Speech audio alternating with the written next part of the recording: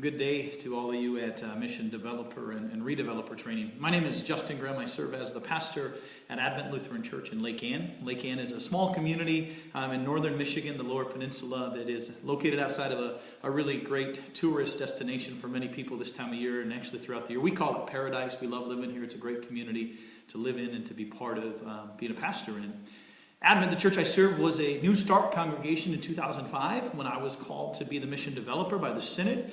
My family and I moved from Minnesota to begin this journey of trying to establish a congregation.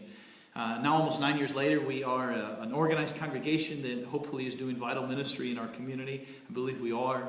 We have a new building that we moved in on Christmas Eve, and most Sundays we see about 250 people in worship.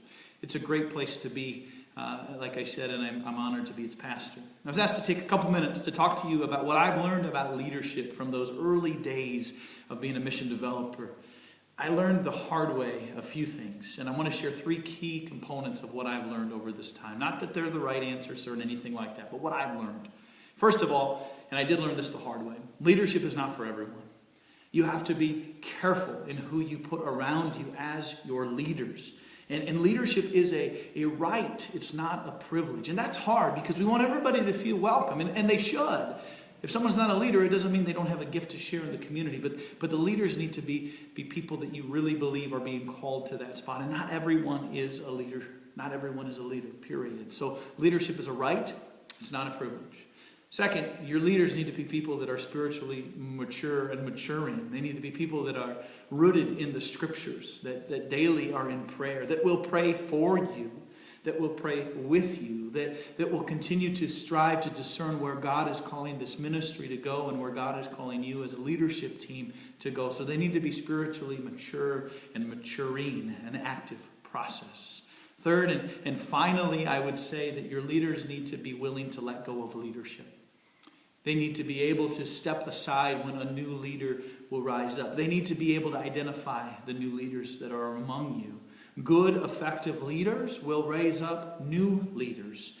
And also, and this is a hard one, the people that get you to where you are aren't the people that are going to get you to where you need to go, oftentimes. And that's a hard thing for people like me who don't like to navigate that conflict that can arise if somebody's asked to step aside or to use their gifts in another way. So how do you find those people? Those good, solid leaders. Well, at Advent, we've used the Kenneth Houck Spiritual Gifts Inventory quite exclusively. We use it often throughout the year and even more when we were first getting started. It's an 8-session course. We do it in 4 weeks. And it helps people to see where they're gifted at. So those that are called to be leaders, as Scripture tells us, not everybody's called to be a leader. But it will help those that are called to be leaders to see that. And it will help you to identify those people among you. Don't take your leadership choices lightly. Spend time in prayer, in conversation, and take your time on putting together a good leadership team around you. Have a wonderful time at your training and in your work. I pray for the new starts and the restarts throughout our church all the time. So my prayers go with you. God bless you all in your work.